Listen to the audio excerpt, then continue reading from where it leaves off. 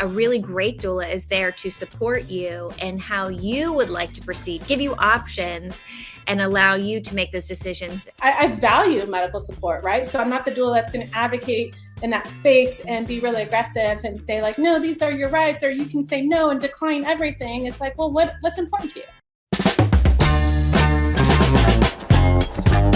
Welcome to Keep It Simple Sexy, where I make wellness advice, well, simple. I'm Christine Bullock, fitness trainer, founder of KO Body Care, and mom of 3 little girls. Welcome to my inner circle of elite experts, doctors, and naturopaths who share actionable steps that you can implement immediately into your life to improve your well-being. This is the Keep It Simple Sexy podcast.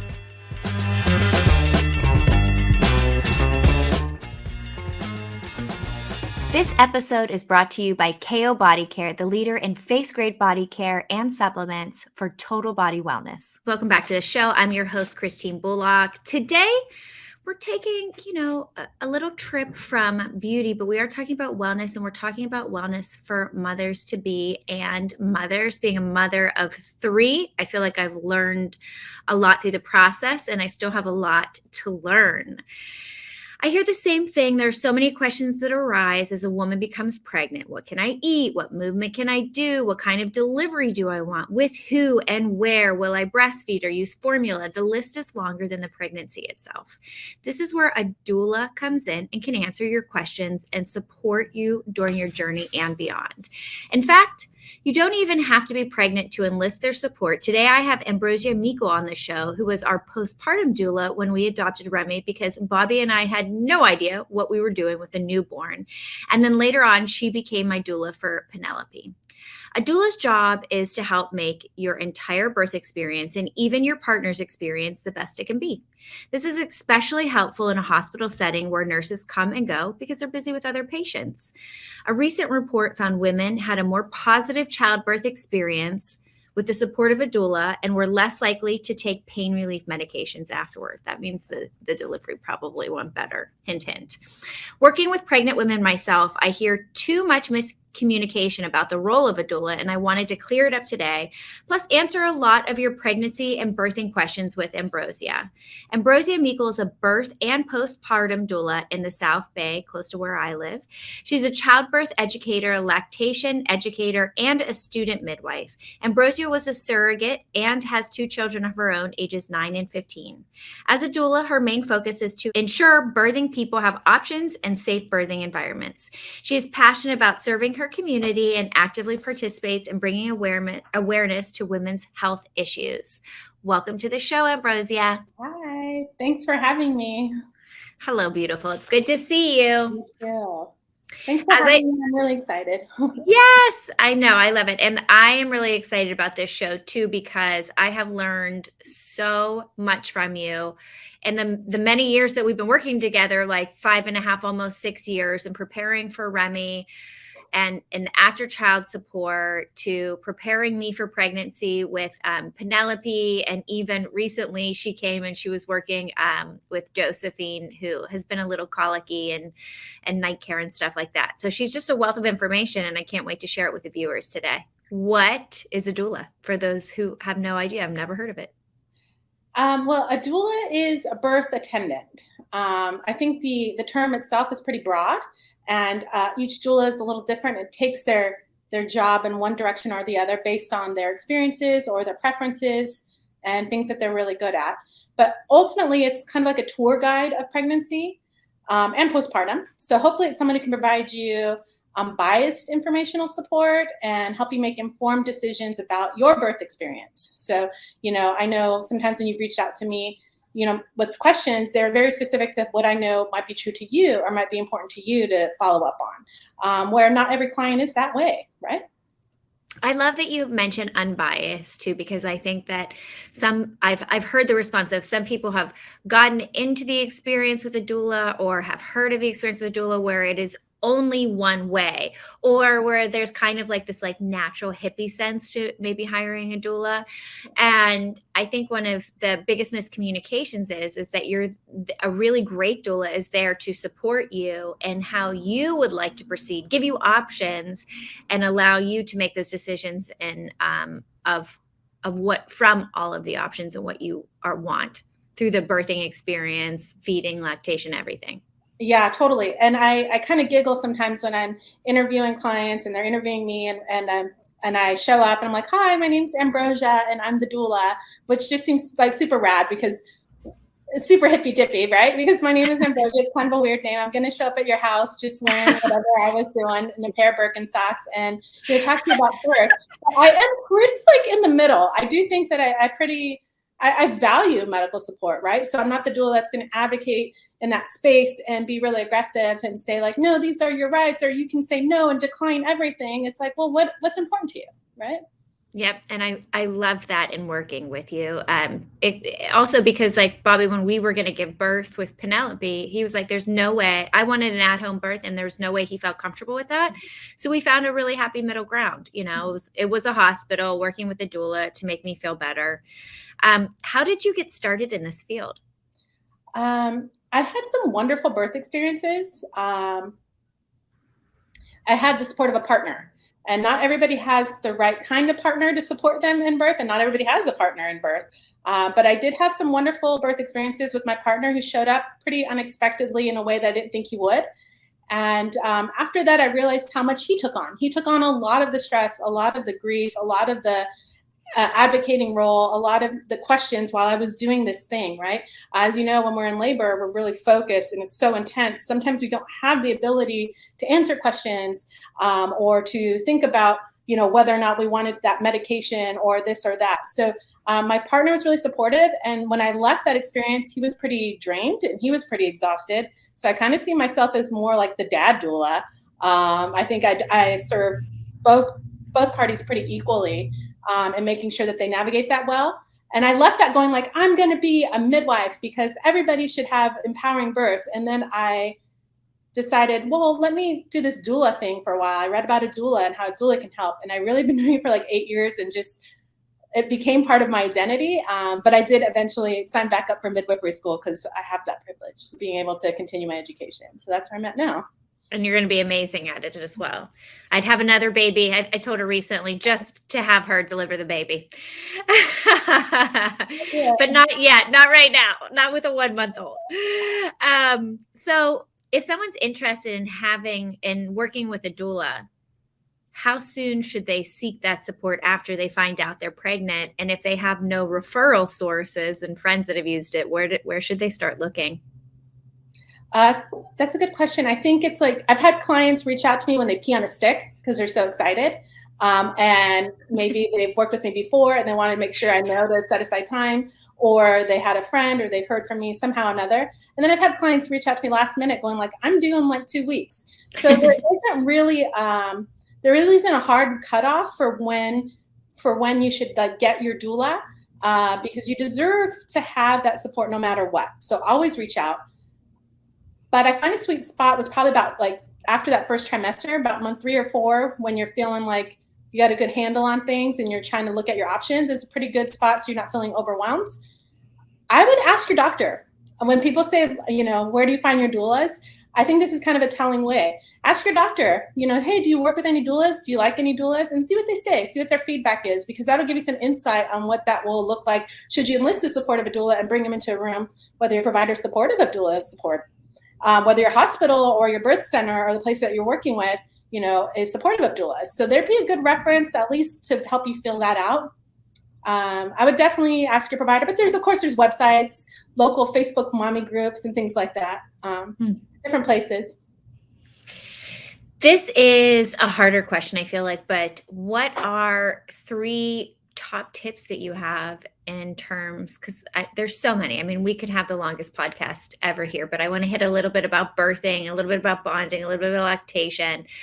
But what are your top 3 tips for birthing preparation or care during pregnancy? You can really name anything here. Yeah.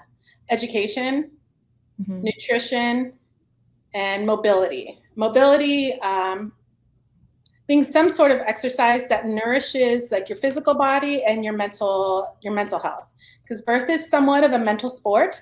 But probably you way more than me understand that there's so much complex complexity of the body and the ligaments and the muscles involved in the perineum floor and all the spaces that we birth through, right? So movement is going to be important. We call like movement is like the lubricant of birth, right?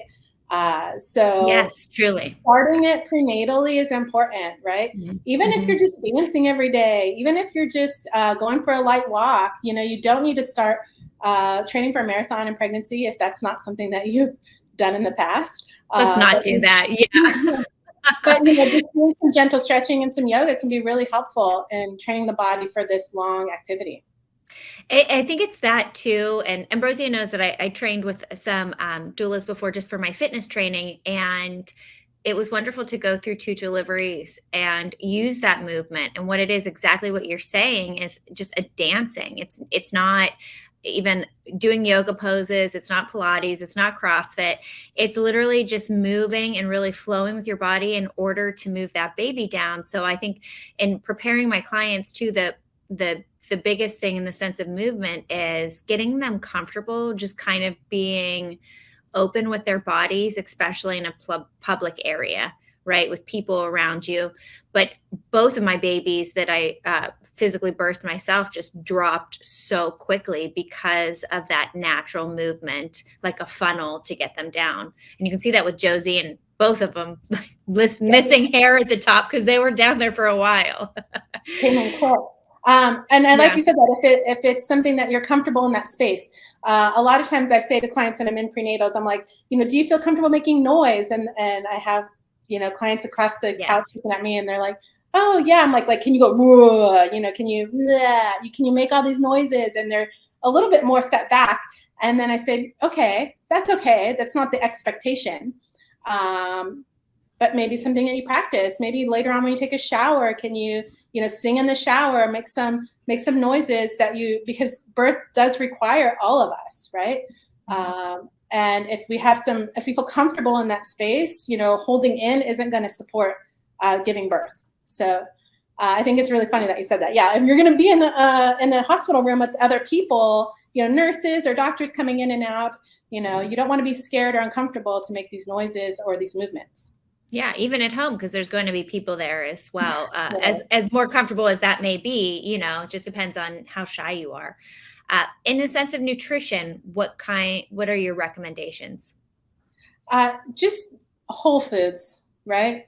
Mm-hmm. Protein, fruits and vegetables, things that we're supposed to eat. I know pregnancy cravings are a huge thing, and you should be able to indulge in a, scoop of ice cream while you're going down for, like us, we're very lucky to live by the beach. Like if you live by the beach and you want to go have a scoop of ice cream and walk down the pier, go do it.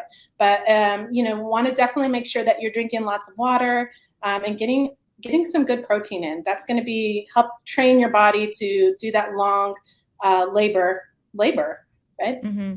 I'm sure it's really good for the hormonal changes as well, to have that balance in blood sugar while you're pregnant and postnatally too.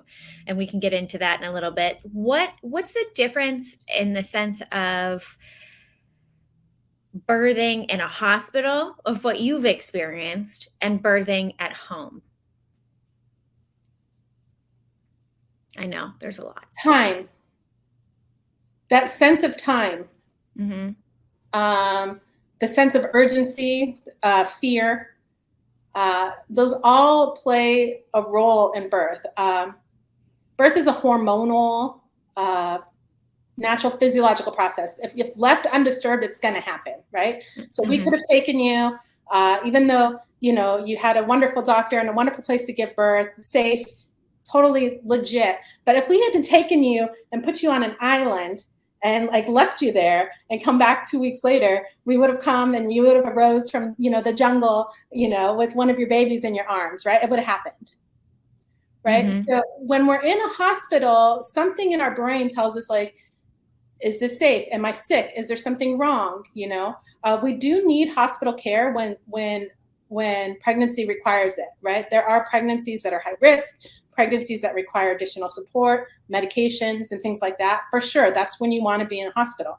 But if it's just a normal, safe birthing experience, being in a birth center allows you that movement, not a sense of urgency. You have some safety. And when you have safety, then the hormones continue to flow and birth progresses a little bit more naturally and easily than trying to go against that adrenaline or fight or flight. Mm-hmm. I love that. Yeah. I mean, and I think too, when you're in a birthing center or when you're at home, because I've actually never experienced this, I know what it feels like to have the nursing care at a hospital. Who are the people that are supporting you when you are birthing at a birthing center or at home? Yeah, in a birthing center and home, you would have a midwife. So the midwife would be the trained professional that is caring for, the mother and the baby. And the midwife makes sure, is going to be checking on fetal heart tones, all the same things that you would do in a hospital, except for there's a little bit different vibe with it, right? So remember being in the hospital and somebody saying, hey, I need to check your blood pressure and take your temperature. And maybe it wasn't a good time for that, but they have a job to do. And they have several other patients that they're responsible for. And everybody in the hospital is just doing a human job, right? And we value that. But when they need to come in and they need to take all your vitals and document them and sit there at a computer and make it a real sterile experience because that's what's required of them, it changes the way we feel about it. Where in the home birth or the the birth center or the home birth experience, midwife will come in, and if it doesn't seem like a good time to take vitals, maybe she can give herself a little bit more leeway, or maybe she can accommodate instead of having you strapped to machines and wires. They're going to use like a Doppler, to listen to baby, and they're going to just like get on their hands and knees a little bit more and try to accommodate around you so that you can keep doing what you're doing. It's just a little bit more of attention to detail or space and respect of your birthing environment. I love that. And I mean, true to a hospital atmosphere, it is, what is the shot in the back called again? I always forget. The pain medication you get in your spine. The epidural. I forget every time. No, I've gotten it every time, and I don't mind. But at home, I'm guessing they don't give an epidural. Right. I see a lot of water births when you're at home, which I think sounds like a fabulous experience. Nothing comforts me more than water. And but it just flows more, because once you get the epidural, you can't move anymore. We talked about how important movement was. And even in the hospital, I would try and move as much as possible to really help the baby down. For me, I was induced twice, even though we were super close. So there was still a lot of work for me to get the process going pretty quickly. And that second labor was 1 minute, one push. So I think there's something to it still. They say the third is the dice roll. Like, the longest, the second is really quick, and then the third you just don't get to pick. Yeah, absolutely. And epidurals are a great tool. I'm not anti-epidural. I think sometimes they're medically necessary. I've had clients, one of the things, most transfers from the home birth or birth center setting to a hospital aren't because of like medical emergencies. That's what people think. Oh, you're birthing at home. What something happens, you have to like rush to the hospital. Probably the stats on that are pretty slim, and I apologize, I don't have those off the top of my head. I think in my studies recently, something I was reading is that the biggest cases of transfers are just need for pain relief and rest really. And sometimes you just can't sleep unless you get that epidural. And sometimes people are a little anxious or a little overwhelmed, or they're feeling a little less safe, or something of that intensity of labor is triggering their body in ways they weren't expecting. Then the epidural is a great tool. It's a really great tool to take away some of the intensity of the pain. And then just like you did, you have to figure out ways like, all right, well, I can't really get out of this bed, but I can roll to the side. I can use this peanut ball. I can use other things to help me kind of mentally get into that space again. The Keep It Simple Sexy podcast is brought to you by KO Body Care. 'Tis the season for hot summer days, which can lead to dry skin. My go-to for instant hydration from shoulder to toe is KO's Vital Hydration Serum Mist. It's a hydrating serum that you can quickly mist all over your body and go. This mist is made with natural, high-quality, face-grade skincare ingredients that are designed to revitalize your skin and provide essential moisture for your body. Simply mist the spray onto your face, your neck, and your body for an instant burst of hydration. Our formula is free of harsh chemicals and is suitable for all skin types. Perfect for a midday pick-me-up, post-workout refreshment, or before a big event. I always keep one in my pool bag for any time I'm in the sun. Order now and receive a 20% discount using the code KISS20, that's code KISS20, at kobodycare.com. Vital Hydration Serum Mist is going to be your new favorite lightweight hydrator with benefits. Yeah, and one thing I learned, I kind of want to move on from this, but one thing I did learn from the doulas I trained under and from you as well is that exactly what you're saying. It's not like, for a natural childbirth, even if you are in the hospital, first timers, a lot of women go into it and are like, I can do this, or they have like a mission, right? It's something to accomplish. And I think, and what I heard was, you have your goals, but the baby is there too, and they have a personality and a spirit already, and they're going to come the way their personality is coming as well, right? So you're already learning as a mother that you're not boss anymore. Your kids are boss, unfortunately. And so I walked into both of my birthing experiences as tough as I am, and like, I have a high pain tolerance. I can do this natural. And I was like, look, I'm going to try for natural, but I'm going to just listen to my body and see what happens here. So that you're just kind of, I think the best thing is you are really calm then, and you're really going with the flow of just moment to moment to see what you need. Yeah. And it feels more like a home experience then too, if you feel very relaxed in that sense as well. So in the sense of delivery options, another thing that I had never heard about, and I feel like a lot of women still don't hear these. My doctor still didn't run through these options with me the second time around.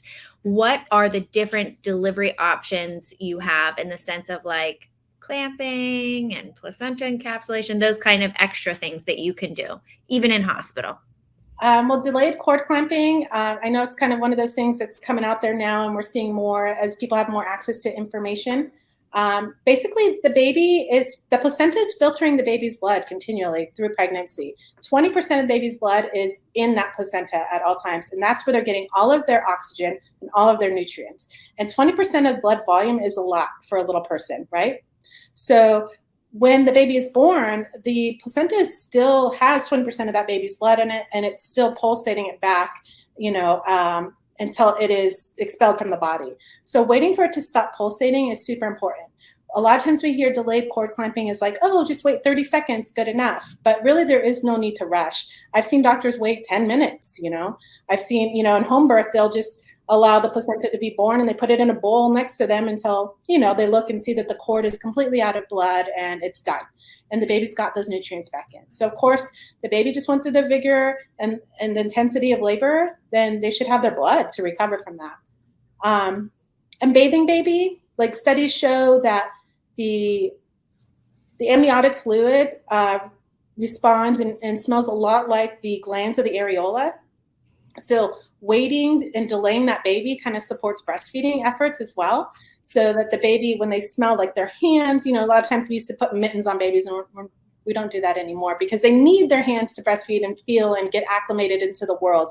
And the smells of that amniotic fluid that are still on their body, it reminds, and that's how they find their mom. If you've seen your babies when they're born, they kind of look like puppies looking for the breast, right? Even without their eyes, they're really coming in, their vision really coming in, they're able to find the breast. And that's all because we don't bathe them, right after birth. You can hold off on that. Of course, I've had clients come home and 4 days later, the baby has some dried blood on their head. I have to, lovingly tell them, like, it's a good time to rub that off. But so there's a little sponge bath, when we got a little extra something on our face, and submerging the baby. Normally we want to wait until their cord fell off, their stump dried off and whatnot. Yeah. And then placenta encapsulation, of course, is one of my jams. It's one of the services I offer, and I think it's really important to do. All placental mammals eat their placenta, so it's full of nutrients and iron, and it's a big sack of hormones, right? So it helps titrate the body back from those baby blues. And so a lot of women now are choosing to eat consume their placenta, to titrate that back into their body and nourish their own bodies. I did. I mean, it was something like I'm a self experiment. I love, even in the sense of movement and all of that kind of stuff. It was wonderful to birth after adopting just for that fact to see what works. And so the last time around, the last time I gave birth, Ambrosia actually couldn't come to the hospital with me because we were amid COVID, but she supported me in education, all that, until the moment and afterwards. And we were going to encapsulate my placenta and they couldn't. So this time around, I was super excited and we encapsulated the placenta. And I will say that, I mean, the birth was easier too. But I'm also 2 to 3 years older than I was before with 3 children too, at difficult ages and that take a lot of energy. And my recovery was so much better mentally, physically, energy wise. I just felt, it was like night and day. That's how different the experience was for me. And it was a harder delivery before, but still, I actually took one this morning. So just for energy wise, we've been up. The kids are getting a little baby sick and I'm like, not mom. I have to stay healthy for the baby. So I love that. And I've heard from a lot of my friends too, with the placenta encapsulation, that they've had a really good experience. I think too, like you can hold on to them. I know you gave me a tincture too for later on. If you're feeling hormonal, I had a little bit of postpartum last time and it ended up right before my periods, which I wasn't getting. So it was like a monthly thing for me. My hormones were a little imbalanced and 3 days later I'd be okay. But it would have been nice last time to have that because it was a real drop in hormones and I felt kind of really iffy on those days. And this time I haven't had anything like that. So far, and I'm glad to have that support if I do need it because it does help with postpartum as well. Yeah, I tell my clients, you can hang on to the tincture to like maybe the holidays, that stressful time for a lot of people. Interesting that you brought that up, but about using it later. But I was just talking to a client yesterday and she was saying, oh, you'll do my placenta this time. And I said, yeah.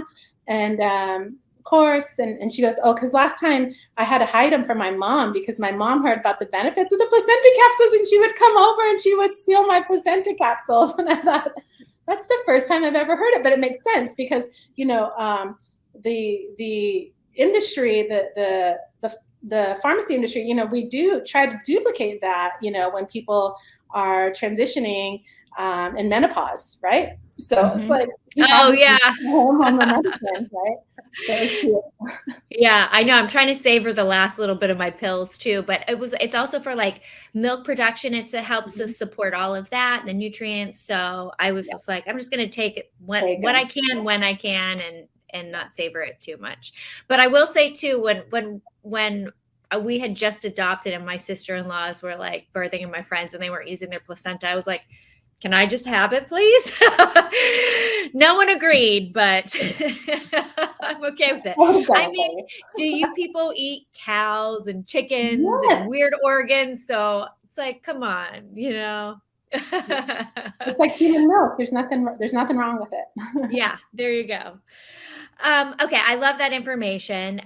Let's talk about bonding a little bit. Seems self-explanatory, but I've heard those first moments and those days are absolutely vital. I'd love to hear if that's true, if there's any other tips that you have to bond with your newborn, especially because there's a lot of mommies too. You've been a surrogate that have babies via surrogate that are adopting like we have, and obviously biologically having their own babies. But what can we do to bond with our babies? What are the side effects if we're not? Well, yeah, that's a good part of it.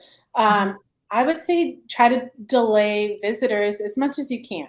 Those extra visitors. I know everybody's excited to see the baby, but really this bonding time is time for you to meet your baby, learn your baby, know their cues and their smells and the way that they, wiggle, before they wake up, what is that little grunt they make before they're hungry, or they're about to poop. I know when I popped by to see Josie that, a couple days ago, you were like, oh, this is, she's really gassy, or you knew so much about her.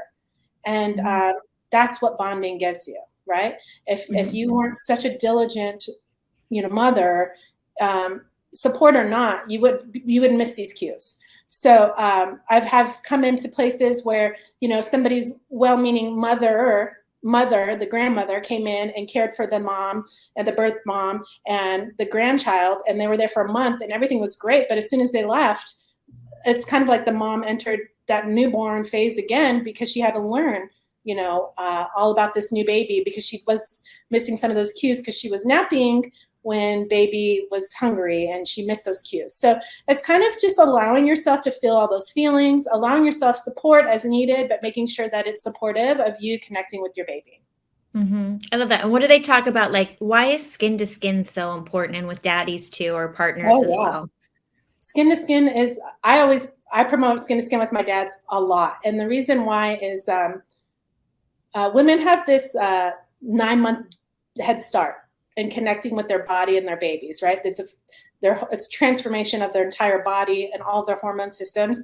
And so it's very natural for us to give birth and then bring the baby to our chest and know that this is our baby that we would do anything for.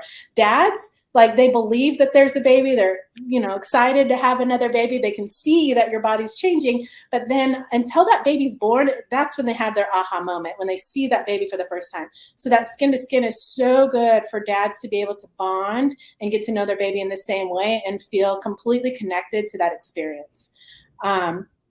Skin to skin is important because it helps them, the baby's, you know, rhythm, you know, and feeling of total nutritive support from their parent, right?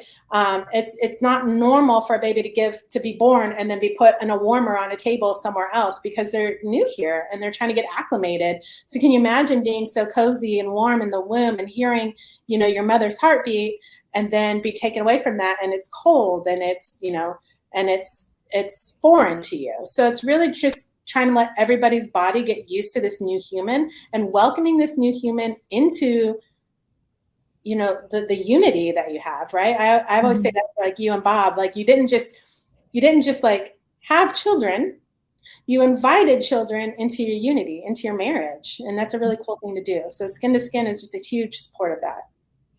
Speaking of that a bit too, in Ayurvedic, there's the 40-day sadhana. Is that what it is? I haven't really spoken about this in forever, but it's where you don't leave. I mean, there's a lot to it, but part of it is like not leaving the house or the baby's side really for 40 days. Can you explain a little bit of that and why that would be important, and why in Ayurvedic medicine it's important? Well, it's the warming, it's that comfort, it's nourishing the body and the spirit. I've supported several people that have done traditional sitting periods, and, you know, the windows are closed and everything's always warm, and there's massage and all warm soups and broths. And the idea is that, you know, we are energy, right? And when we open our bodies to giving birth, you know, we let out a lot of our warmth. So it's to be able to bring that back into the home and bring that into our bodies as well. So it's really intentional way of caring for ourselves and saying, like, I'm going to nourish myself in these right ways after having this big experience, and after losing blood, after opening my body and expanding in this way that I've allowed cold to come in, that I should allow warmth in. And I think that's so vital. I always add the soups. I mean, there's a way to kind of mix it too, where I always add the soups and nourishment for my digestion. It's just, you know we love chicken soup, Grandma always said, but that it's healing. I mean, there's all sorts of soups and all of that. Yeah. But I think too, there's something to be said in the sense of not getting too far away from the baby. Unfortunately, some women have to go back to work so quickly, or need to get out there, run to the grocery store. And I always find that there's like a spiritual attachment. This may be a little oofy for some people listening, you know, a little higher level, but I find that even just running to the local grocery store or Target or whatever, the first time away from my newborn is just so hard, because for 9 months, like you've said, we've been so attached.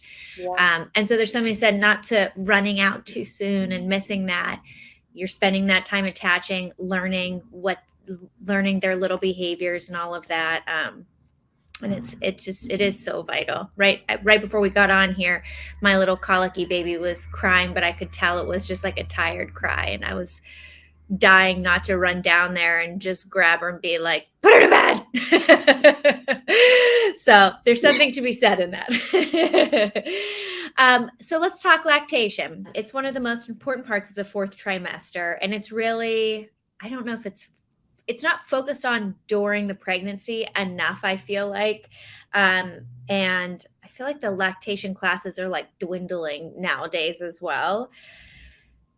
What do we need? What are some of your general tips for lactation education and support that mothers may need, issues that you may run into that you don't realize?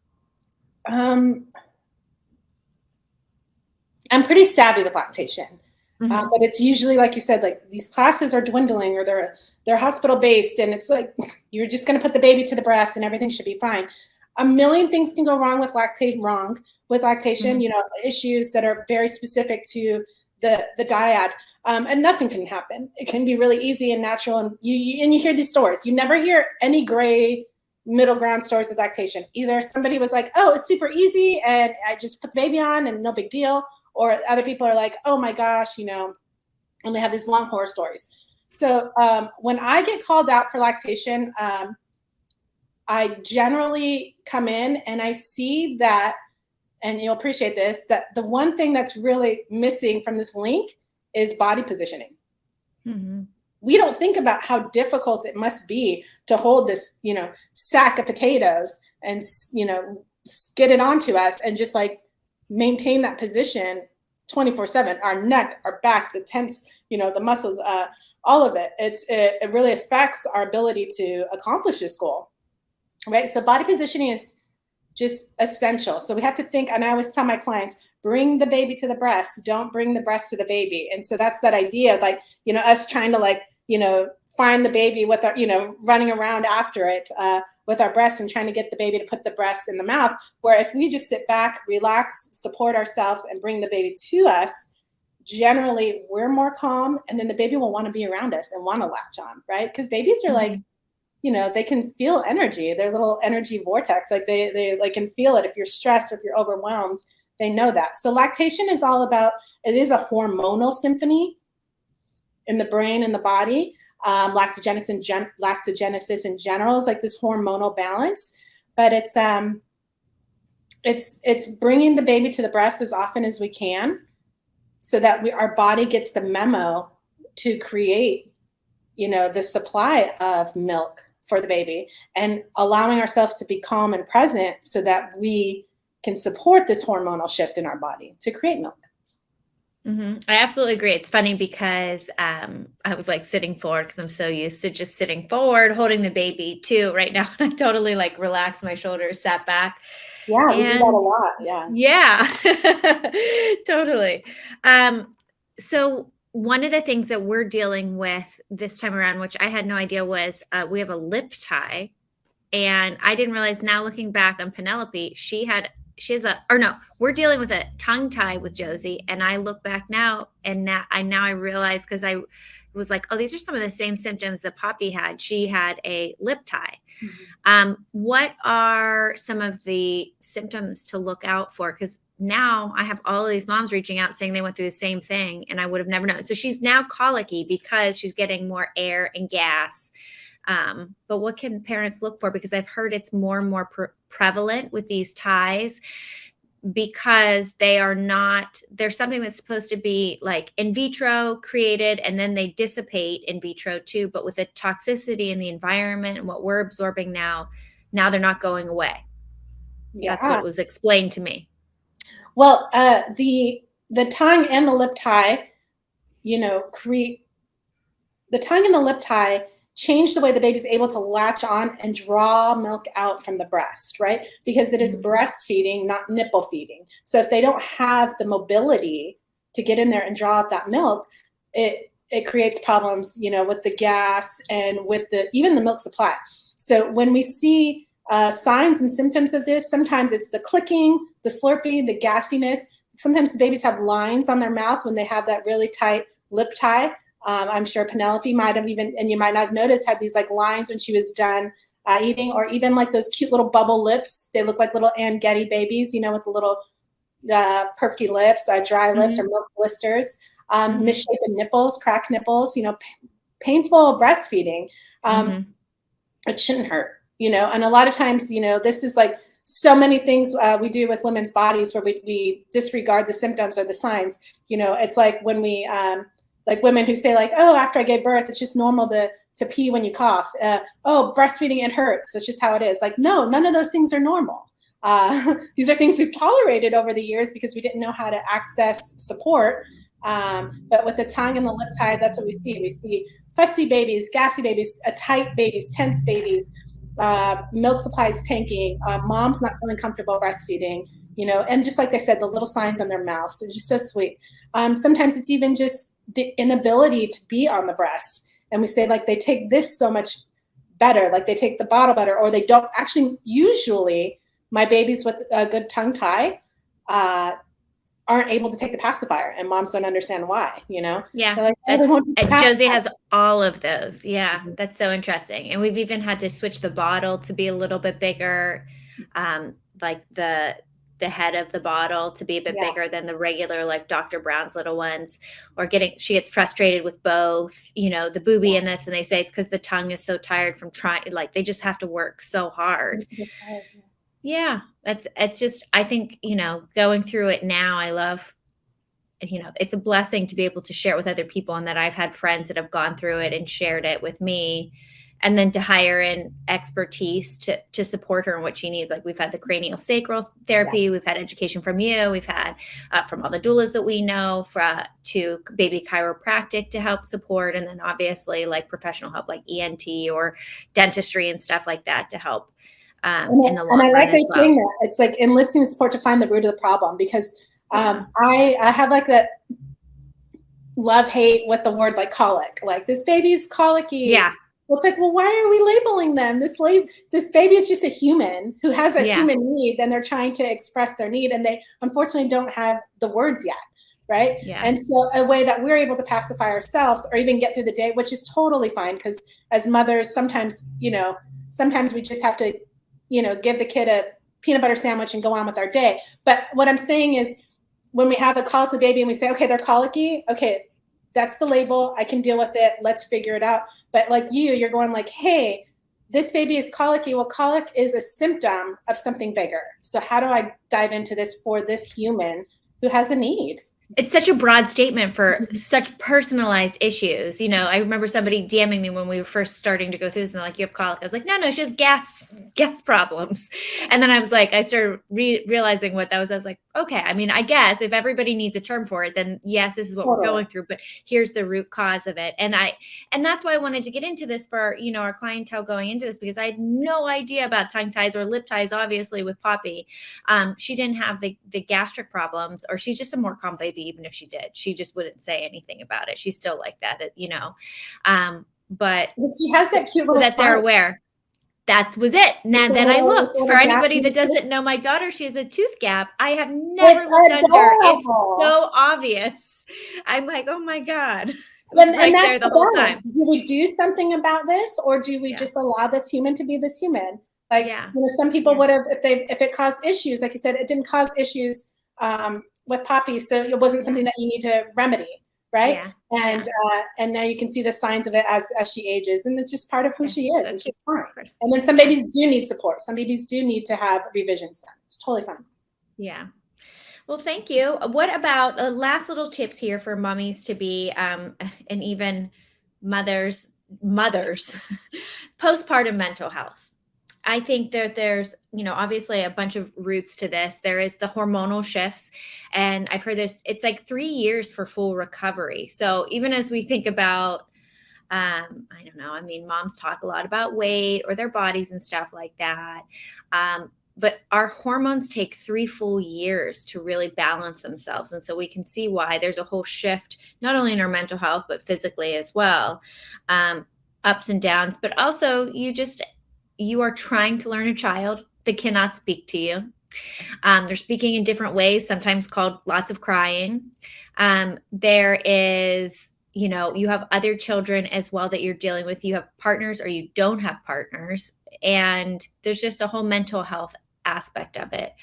What can we do to support this? What are some of, we've talked about the placenta potentially helping to help balance the hormones immediately.